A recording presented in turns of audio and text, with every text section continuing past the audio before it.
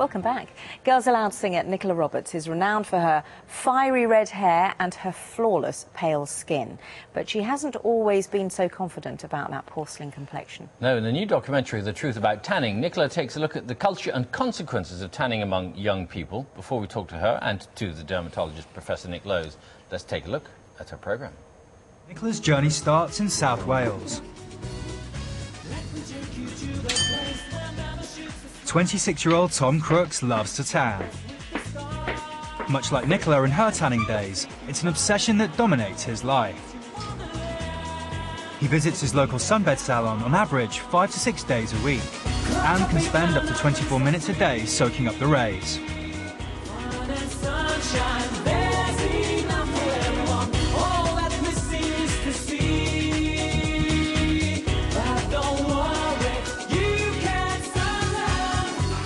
But Tom's tanning regime doesn't just stop at sunbeds. His search for the perfect tan continues at home. Nicola's come to Wales to find out just how far he's taken his tanning obsession. Oh, God. Here we go. Here we go. 2 tinted moisturisers. Oh, are they instant tan? That's instant tan, that one is. And that one's instant tan. With, Is there so is there bronzer in that? yeah, there's triple bronzer in there. To make it work more? Yeah, to enhance the rays. And that's So got a fake tan in it as well? Yeah, and it's got fake tan in it as well. Oh, there was somebody who really was addicted. Nicola joins us now with the dermatologist Professor Nick Lowe, who also features in the documentary. Good morning to you both. Good morning. Let's start with your experience with Girls Aloud, because in the early days, you had to do all the whole tanning thing as well to look the same colour as the others. Is that right? Yeah, I was really, really insecure about my skin tone. I just was something I was so insecure about, and I felt that if I was brown, then brown is something that people find attractive, and if I had that, then I'd have a little bit of something that people found, more attractive. So it's all about. And then did you feel better once you stopped? Oh no, once I stopped. Yeah. It was kind of a long process. It was a little for a while.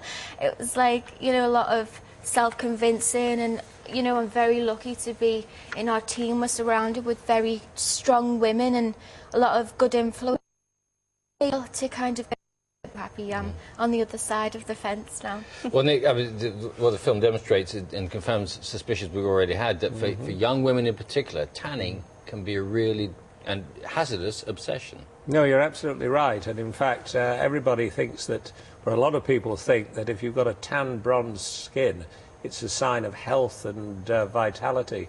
It's absolutely not. It's actually no record at all of what your inner health is. And what's more important, you're going to, in 10 or 20 years, look wrinkled, crinkled and mottled, as well as having a risk of skin cancer. I think it's that subconscious that tells you you're more healthy because you feel like you look better. Like, if you can imagine, when you come back off holiday, not so much for me because I don't tan, but you're constantly told, oh, you look really healthy, you look like you have a good colour, and then, of course, people want them comments all year round because it makes them feel better about themselves. And then, of course, they go to the sunbed to try and achieve that. It's important to make the distinction, isn't it, Nick, between sort of the self-tans that come out of a bottle that you put directly onto your skin that will turn your skin a different colour, and sunbeds, tan accelerators. The bloke you were speaking to was injecting. Yes. Yes, the injectables are actually very, very unsafe. They're totally unproven, they're totally unregulated. Don't go off and have injectables for your tanning. The problem, the reason that they feel healthier and they think they look healthier after they've been on holiday is that the sun not only tans, but it actually causes a swelling of the skin. So if you've got a few it puffs them out. Temporarily puffed out, and that's why you look so glowing. In the film, you explained to, I think it's one year. His face is being photographed using an ultraviolet imaging machine, which reveals the true underlying damage to too much sun exposure. Right, all of this is sun damage. Let's see the other side. See here, and this is even more, okay? This is even more. This area here is really quite dark and pigmented, and that's worrying, and this here as well. Now, I bet your wrinkle score is pretty small. Do you know why? Why? Because the ultraviolet has caused damage and swelling in your skin. And people who go in a tanning bed, they think, ah, my skin feels great because it's all plumped up with that damage that the sun's done. And it temporarily gets rid of your wrinkling. But what it's doing long term is in 10 years, you're going to have a hell of a lot more wrinkles.